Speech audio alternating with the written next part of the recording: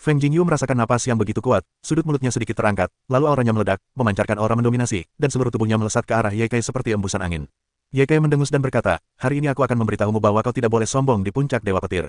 Aura Ye Kai memadat dan langsung membunuh dengan satu tinju. Ia meraung, lari, tinju petir. Ye Kai tahu bahwa Feng Jingyu kuat, jadi ia tidak mencoba mengeksplorasi kekuatan Feng Jingyu sama sekali. Ia langsung menunjukkan kemampuan spiritual yang ia pelajari dari area terlarang. Tinju petir digunakan, petir bergejolak, dan dua kekuatan petir dibombardir. Kekuatannya sangat dahsyat. Feng Jingyu juga merasakan kekuatan tinju ini, dan kemudian ia langsung menyerangnya. Yang Feng Jingyu lakukan adalah tinju petir berlian. Boom! Kedua kekuatan itu bertabrakan dan meledak. Feng Jingyu dan Ye Kai mundur beberapa langkah. Feng Jingyu mengangkat sudut mulutnya dan berkata, seharusnya itu pukulan terkuatmu barusan. Selanjutnya, giliranku. Angin kencang mengagetkan Yu hingga petir menyambar Hongbu, aura mendominasi meletus, medan gas yang kuat tak tertandingi, mengayunkan tinju mendominasi untuk membombardir masa lalu. Ye Kai berteriak keras, dan auranya meledak dan terus berkonsentrasi pada tinjunya. Sekarang dia berada di bawah tekanan besar, dan pukulan terkuatnya telah ditangkal oleh Feng Jingyu. Bisa dibayangkan betapa dahsyatnya kekuatan ini. Dia menyerang dengan tinjunya dan mengeluarkan 5 tinju petir, yang bertabrakan dengan Feng Jingyu. Pada saat tabrakan, Ye Kai merasakan tekanan yang kuat, yang membuatnya merasa momentumnya begitu lemah, dan hatinya hancur kepercayaan diri Ye Kai. Boom! Dengan suara keras, tubuh Ye Kai mundur, sementara Feng Jingyu bergegas keluar lagi, lalu menamparnya. Ye Kai ketakutan. Kecepatan serangan Feng Jingyu terlalu cepat. Dia tak punya kesempatan untuk bernapas. Ye Kai meraung dan hanya bisa mengerahkan seluruh tenaganya untuk melepaskan aura dan menahan hantaman angin Jingyu. Bang! Feng Jingyu menggunakan telapak guntur ilahi, tetapi ia juga menggunakan kombinasi seni guntur surgawi dan seni bati, sehingga kekuatan kedua telapak guntur ilahi meningkat beberapa kali lipat dalam sekejap. Pertahanan Ye Kai tiba-tiba hancur, tubuhnya terhuyung mundur dan hampir jatuh ke tanah. Tubuh Feng Jingyu kembali mendekati Ye Kai. Ye Kai sangat marah dan meraung, terlalu banyak menggertak orang. Setelah berkata demikian, Ye Kai tiba-tiba mengeluarkan tombak panjang, lalu mengayunkan tombak panjang itu ke arah hantaman angin Jingyu. Feng Jingyu sama sekali tidak tergesa-gesa. Tubuhnya dengan cepat menghindari serangan tombak panjang itu. Intinya, senjata panjang itu mendekati Ye Kai dalam sekejap. Langkah yang aneh. Ye Kai ketakutan dan pupil matanya mengecil. Kemudian, telapak tangan Feng Jingyu mendarat di tubuh Ye Kai, dan tubuh Ye Kai terlempar dan jatuh di gerbang kuil. Ye Kai memuntahkan seteguk darah, lalu menatap Feng Jingyu dengan heran. Ia tidak menyangka bahwa kekuatan tempur Feng Jingyu begitu kuat sehingga ia langsung ditekan sejak awal. Feng Jingyu menatap ketiga orang lainnya dengan aura mendominasi yang kuat di sekujur tubuhnya dan berkata, siapa lagi? Kalimat yang penuh dengan kesombongan ini, semuanya mewujudkan arti sebenarnya dari hegemoni. Meskipun ketiga orang lainnya marah, mereka tidak berani berdiri. Bahkan Ye Kai kehilangan lantai 5 lintai, dan mereka ditakdirkan untuk kalah. Pada saat ini, ketiga tetua keluar dari kuil. Ye Kai dan yang lainnya terkejut ketika melihat ketiga tetua tersebut. Mereka segera berdiri dan memberi hormat, keringat dingin mengalir di dahi mereka. Ketiga tetua memandang Ye Kai dan Chen Sheng, lalu mendengus, apakah sudah baik sekarang? Ye Kai dan Chen Sheng menundukkan kepala, tak berani bicara. Ketiga tetua memandang Feng Yu yang terkejut, lalu berkata, apakah mereka datang ke puncak Dewa Petir untuk menghindari sorotan? Feng Jingyu menahan napas dan tersenyum, bukankah seharusnya pertandingan antar saudara itu tidak masalah? Feng Jingyu membaca banyak hal. Ia juga orang yang baik. Tentu saja, ia tahu bahwa ketiga tetua sudah lama tidak muncul. Ia muncul setelah mengalahkan Ye Kai. Ini menunjukkan masalahnya. Dengan kekuatan ketiga tetua, mereka pasti sudah lama mengetahui situasi di luar kuil, tetapi mereka tidak keluar tepat waktu untuk menghentikannya. Dapat dikatakan bahwa ketiga tetua juga ingin tahu seberapa kuat Feng Jingyu. Feng Jingyu melihat ke dalam dan tidak menjelaskannya. Ia memberi ketiga tetua satu langkah ke bawah dan memberi Ye Kai dan yang lainnya penjelasan. Ketika ketiga tetua mendengar kata-kata itu, mereka sedikit mengangkat alis, tetapi tidak ada ekspresi. Mereka berkata kepada Ye Kai dan yang lainnya, tidakkah kalian terburu-buru berlatih? Apakah suatu kehormatan besar dikalahkan oleh seorang saudara junior baru? Baik, guru. Ye Kai segera melarikan diri. Ketiga tetua itu berkata kepada Jingyu, masuklah ke kuil untuk berbicara. Feng Jingyu mengikuti ketiga tetua itu ke aula. Ketiga tetua itu duduk di tempat mereka dan berkata, pertama-tama, izinkan saya memberitahu kalian tentang murid inti. 32 murid inti diajar oleh patriark, wakil patriark, tetua, dan tetua kedua. Saya memiliki total 7 murid inti, dan satu adalah murid saya sendiri. Kalian juga telah melihat 6 murid inti. Adapun murid-murid otodidak, mereka sekarang sedang mundur dan berdampak pada lantai 7 negara Lingtai, jadi Anda tidak dapat melihatnya untuk saat ini. Ketika ketiga tetua berbicara tentang murid mereka sendiri, mereka tampak senang. Feng Jingyu juga terkejut karena ia telah mencapai tingkat ke-7 Lingtai. Berapa usianya? Murid pribadiku adalah Yuan Luo, yang tahun ini berusia kurang dari 20 tahun. Ketiga tetua tampaknya memahami rencana Feng Jingyu, dan segera kembali ke hal-hal yang diragukan Feng Jingyu. Feng Jingyu bahkan lebih terkejut lagi. Ia benar-benar jenius. Ia berusia 20 tahun dan memiliki bakat yang bagus. Di kota Fengyue, mustahil untuk mencapai tingkat ke-7 Lingtai tanpa perlu waktu puluhan tahun. Saat ini, aku hanya memiliki satu murid pribadi. Kalian memiliki bakat yang bagus akhir-akhir ini. Apakah kalian ingin menjadi muridku sendiri? Ketiga tetua berbicara tentang hal itu, dan mereka menjadi lebih percaya diri. Tetua itu berkata, aku tidak bisa menggelengkan kepala ketika mendengarmu. Ketiga tetua tertegun sejenak dan berkata, kenapa? Tahukah keberapa banyak orang yang ingin menjadi muridku? Ye Kai dan yang lainnya semua bekerja keras dan berlatih keras, hanya agar aku menerima mereka sebagai muridku. Feng Jingyu berkata sambil tersenyum, sungguh suatu kehormatan besar menjadi murid tetua. Namun, aku punya ide untuk menjadi murid. Mohon maafkan aku. Ketiga tetua memandang Feng Jingyu, lalu berkata, kalau begitu, aku tidak menginginkanmu, tetapi kau akan segera tahu perbedaan antara menjadi murid pro dan murid inti. Feng Jingyu memberi hormat, aku tidak akan menyesalinya. Ketiga tetua mendengus, lalu berkata, meskipun kau telah menjadi murid inti, akan ada persaingan antar murid inti. Jika kau tidak tahan dengan persaingan ini, kembalilah ke pintu batinmu. Setelah mendengar kata-kata itu, Feng Jingyu teringat kata-kata kedua murid inti di gerbang Shenlei Ding, dan ia memahami rasa dingin di hatinya. Karena kita telah memasuki puncak Shenlei, tidak ada kemungkinan untuk kembali ke pintu batin. Feng Jingyu berkata dengan yakin. Semoga saja begitu. Ketiga tetua itu bersenandung, selain itu, jika kau murid inti, pasti ada kesempatan. Jika kau bisa memanfaatkan kesempatan itu akan sangat membantumu. Jika tidak, kau tidak akan lama di Shenlei Ding. Feng Jingyu berkata, aku pasti akan berusaha sebaik mungkin. Ikuti aku. Ketiga tetua itu berdiri dan berjalan keluar kuil. Feng Jingyu mengikuti di belakang, lalu meninggalkan kuil, berjalan beberapa saat, dan tiba di sebuah gua di depannya. Di depan pintu masuk gua terdapat sebuah prasasti batu bertuliskan, area terlarang. Apakah ini area terlarang? Feng Jingyu telah mendengar Lu Yue membicarakannya, yang merupakan jalan rahasia. Ini adalah area terlarang Sekte Shenlei. Hanya mereka yang baru saja menjadi murid inti yang bisa memiliki kesempatan untuk memasukinya sekali. Ada beberapa warisan di dalamnya. Jika kau bisa mendapatkannya, itu kesempatanmu. Apakah ada batas waktu? Tanya Feng Jingyu. Tidak ada batas waktu, tetapi murid inti semuanya menggunakan waktu tersingkat. Ketiga tetua berkata sambil tersenyum tipis. Feng Jingyu tersenyum dan berkata, awalnya seperti ini, berapa lama waktu yang paling awal digunakan? Sekitar setengah bulan, kata ketiga tetua. Setidaknya setengah bulan. Setelah mendengar kata-kata itu, Feng Jingyu merasa bahwa segalanya tidak sesederhana itu. Masuklah dan biarkan aku melihat seberapa kuat bakatmu, kata ketiga tetua sambil tersenyum. Feng Jingyu berjalan menuju pintu masuk gua. Setelah memasuki gua, ketiga tetua berkata, setelah masuk, semuanya tergantung pada kreasimu sendiri. Feng Jingyu memasuki gua, ada batu-batu bercahaya yang tertanam di dinding, yang membuat cahaya di dalam gua lebih terang. Feng Jingyu memasuki kedalaman gua, dan kemudian melihat banyak prasasti batu di sana, yang di atasnya terukir banyak kata dan simbol. Feng Jingyu mengamati prasasti-prasasti ini, lalu mencarinya di dalam gua. Ia tidak menemukan apapun lagi. Ia bergumam, benda-benda itu tidak ada di prasasti, kan? Setiap prasasti batu memiliki usia, dan kita dapat menilai jarak antara prasasti batu dan masa kini berdasarkan usianya. Apakah kau ingin tahu apa yang ada di prasasti batu ini? Feng Jingyu berjalan mengelilingi gua, lalu mengamati prasasti-prasasti itu dengan saksama.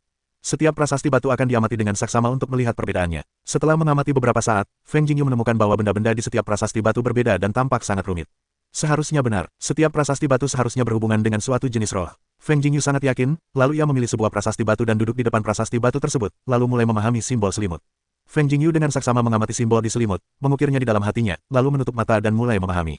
Di luar area terlarang, ketiga tetua telah pergi. Di luar area terlarang, Ye Kai berada. Berapa hari lagi anak ini perlu mengerti? Tanya seorang murid. Tidak akan lama. Di area terlarang, Feng Jingyu duduk bersila di depan prasasti batu, lalu dengan saksama memahami simbol-simbol yang tertera di prasasti tersebut.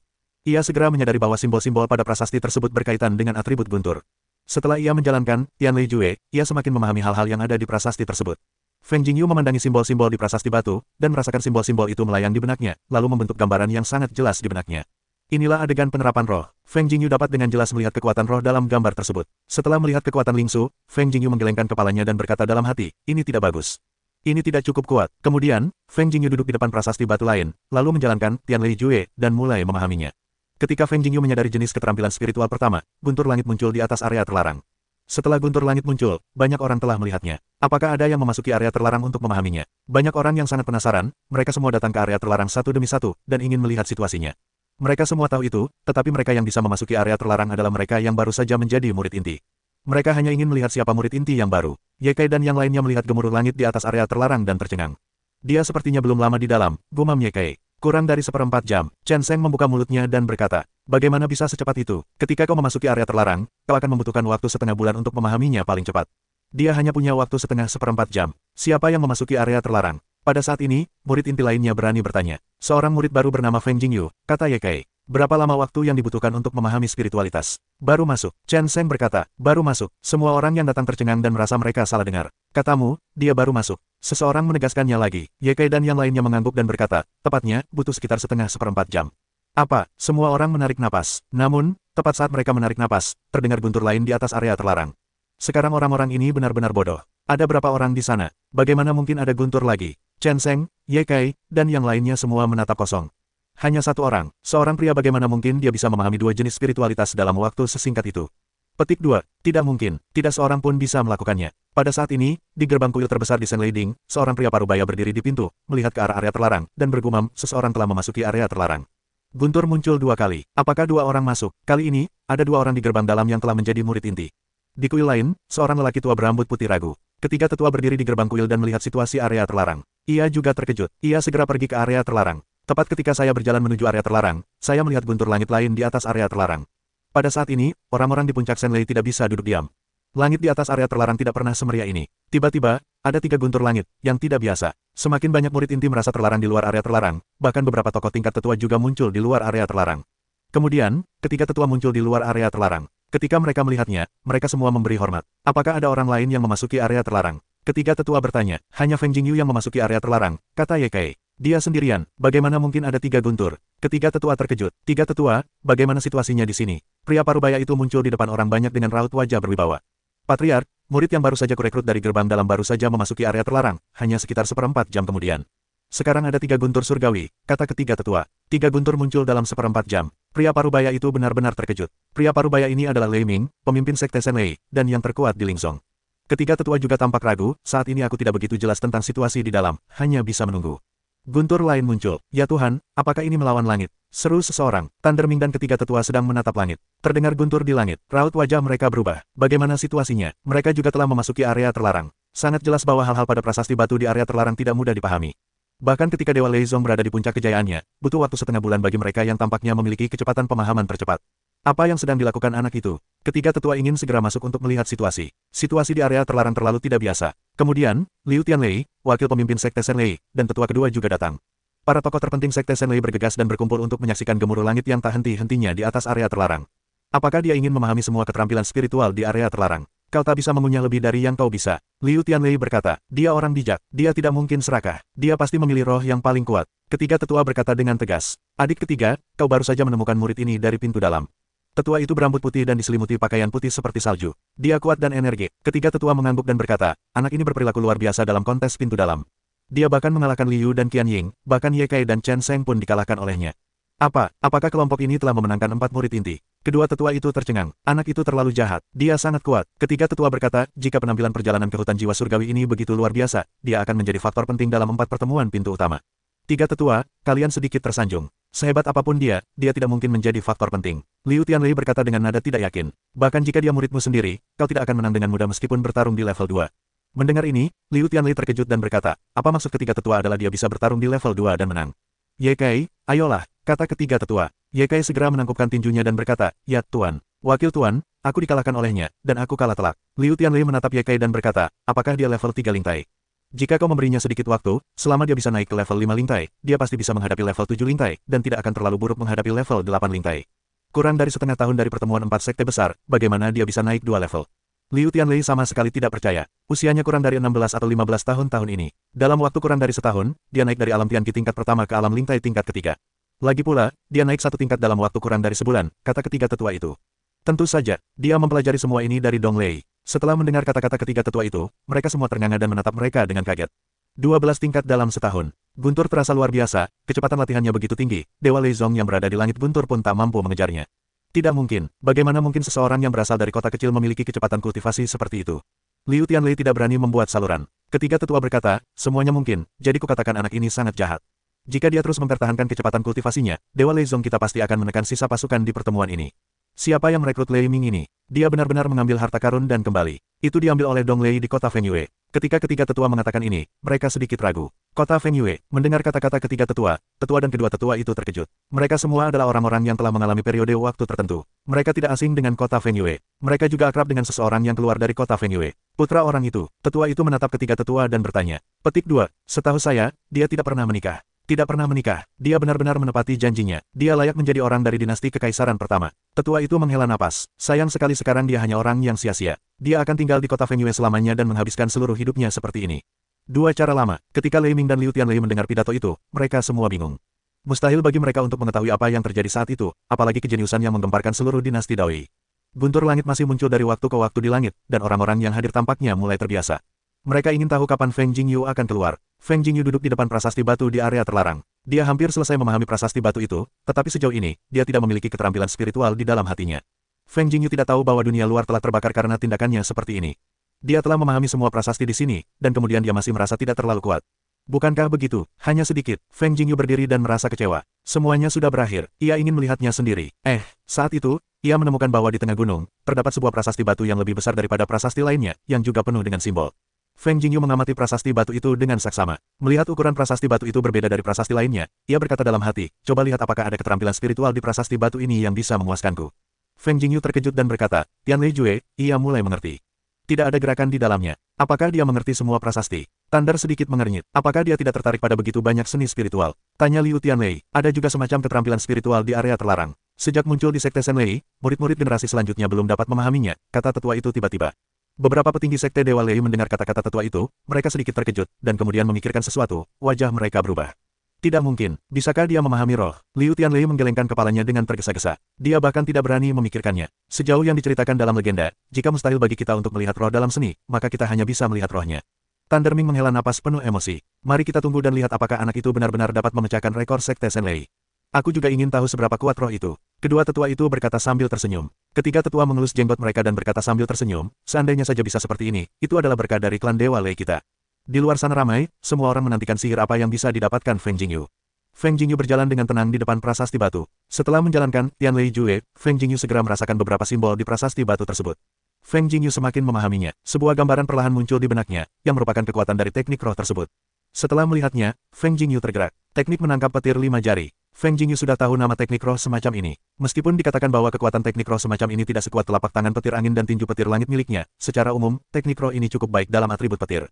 Setidaknya, jauh lebih kuat daripada yang sebelumnya. Teknik ini juga satu-satunya yang dilihat Feng Jingyu. Boom, di atas langit, kilat dan guntur bergemuruh. 5 petir jatuh, seperti 5 jari, ke tanah untuk digenggam. Semua orang yang hadir terkejut dan tercengang ketika melihat pemandangan ini. Apakah dia benar-benar mengerti? Mata Liu Tianlei melebar sepenuhnya. Ini seperti dua kacang polong, tetapi persis sama dengan yang ada di catatan. Ekspresi tetua itu sangat gembira, dan tubuhnya gemetar. Bagaimana dia bisa memahami keterampilan menangkap guntur 5 jari dalam waktu seperti itu? Guntur seperti mimpi. Anak ini benar-benar monster. Kedua tetua itu gemetar. Ketiga tetua itu tertawa dan berkata, anak baik, saya tidak kecewa. Para murid yang hadir tercengang melihat kegembiraan dan keseruan Lei Ming dan yang lainnya. Jika ada murid yang hadir, mereka seharusnya bisa melihat beberapa petunjuk. Mereka sudah diberitahu sebelum masuk. Sayangnya, bakat mereka belum cukup, tak seorang pun bisa memahami jurus menangkap petir 5 jari. Feng Jingyu membuka matanya, dan kekuatan petir melonjak di antara tangan dan kelima jarinya. Begitu ia menggenggam jari-jarinya, kekuatan kelima petir itu meledak, membentuk cengkraman petir yang besar, lalu ia menggenggamnya menuju kehampaan. Boom, kehampaan itu meledak, kekuatannya sangat dahsyat. Mulut Feng Jingyu terangkat dan berkata sambil tersenyum, memang benar aku tidak membuang-buang waktu. Ternyata kau. Setelah itu, Feng Jingyu memandangi prasasti batu dan berkata dengan penuh emosi, bukanlah hal yang tidak masuk akal bahwa Dewa Lei Zong dapat bertahan di dinasti Daoyi selama bertahun-tahun. Keterampilan spiritual inilah yang menjadi fondasi pijakan mereka. Dibandingkan dengan keterampilan unik, Tianlei Jue, dan Bati Jue, keterampilan spiritual ini mungkin relatif lemah, tetapi di lingkungan seperti Istana Kaisar Daoyi, mereka sangat kuat. Bahkan Linggu dan Lingzun lebih memperhatikan keterampilan semacam itu. Feng Jingyu berjalan keluar dari area terlarang. Ia tampak konyol saat keluar dari area terlarang. Ada apa ini? Mengapa begitu banyak orang yang menonton? Feng Jingyu menggaruk kepalanya dengan canggung, lalu menghampiri ketiga tetua di hadapan tatapan dan komentar yang membara. Ketiga tetua tertawa puas dan berkata, anak baik, tahukah kau bahwa kau telah sepenuhnya memecahkan rekor Dewa Lei Zong kita, dan kau telah memahami keterampilan spiritual yang tak seorang pun pernah pahami di Sekte Senlei, yaitu keterampilan menangkap petir 5 jari. Feng Yu terkejut mendengar ucapan itu, baru kemudian ia tahu bahwa awalnya Dewa Lei Zong yang awalnya menguasai keterampilan menangkap petir 5 jari, ternyata tak seorang pun mampu. Feng Jingyu, datang dan temuilah patriark dan wakil patriark, serta tetua dan tetua kedua. Ketiga tetua itu begitu gembira hingga hampir melupakan keberadaan Lei Ming dan yang lainnya. Feng Jingyu memandang beberapa orang dari Lei Ming, lalu memberi hormat satu persatu.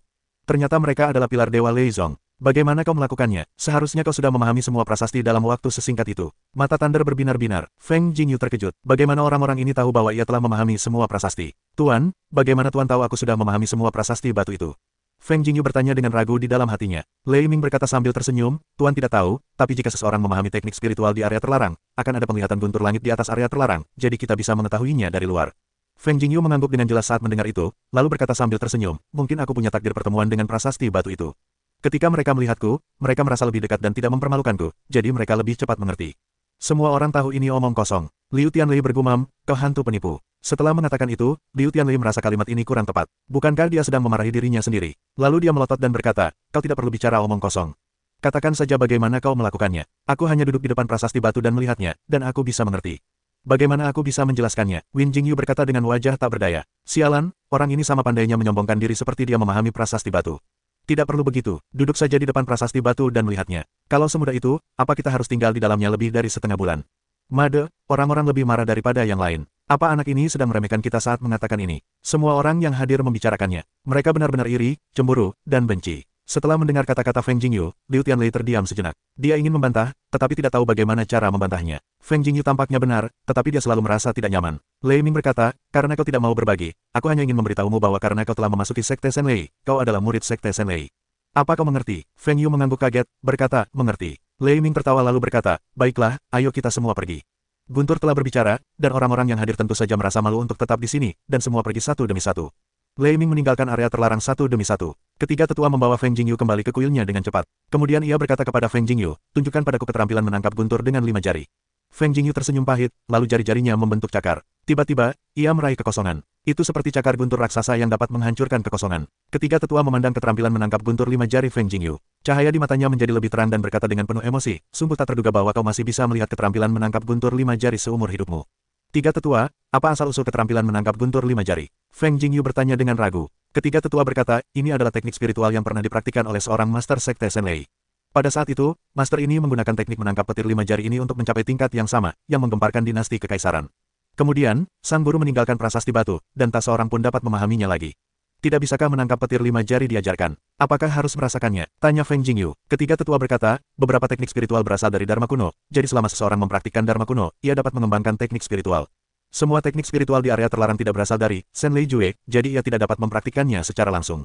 Ia harus memahaminya. Feng Yu tertegun, dan memahaminya adalah sebuah tanggung jawab. Sebenarnya, setiap jenis teknik spiritual berasal dari Dharma kuno, tetapi jika ingin mengembangkan teknik spiritual dengan lebih baik, ia harus mempraktikkan Dharma kuno yang sesuai. Jika tidak ada kultivasi Dharma kuno yang sesuai, ia hanya dapat direalisasikan. Meskipun Dharma kuno dan keterampilan spiritual dengan atribut yang sama tidak berasal dari satu sama lain, keduanya memiliki atribut yang sama, sehingga dapat dipahami dan digunakan. Tiga tetua, di mana aku tinggal? Feng Jingyu bertanya dengan sedikit malu. 3 cara lama, cari tempat tinggal. Angin mengejutkan Yu, begitu santai. Oh, Feng Jingyu tidak bertanya lagi. 3 hari kemudian, pergilah ke hutan jiwa surgawi dan persiapkan dirimu. Hutan jiwa surgawi sangat berbahaya. Sehebat apapun dirimu, kau mungkin tidak bisa keluar dari hutan. Kata tiga tetua. Feng Jingyu berkata, aku mengerti. Silakan. Tiga tetua melambaikan tangan mereka. Feng Jingyu berjalan keluar dari aula, lalu mulai mencari tempat tinggal. Ia mencari sebentar, dan melihat sebuah halaman, yang tampak bagus, jadi ia masuk. Begitu masuk, ia bisa mencium aroma menyegarkan dari dalam. Halaman itu dibersihkan dengan sangat bersih, persis seperti halaman tempat tinggal seorang wanita. Apakah ada orang di sini? Angin mengejutkan Yu. Ia ragu sejenak, lalu memutuskan untuk pergi. Lagi pula, jika seseorang hidup dan seorang wanita hidup, tidak baik baginya untuk menerobos masuk seperti ini. Win Jingyu baru saja akan pergi, ia merasakan napas dingin ke arahnya, ia terkejut, lalu cepat-cepat menghindar.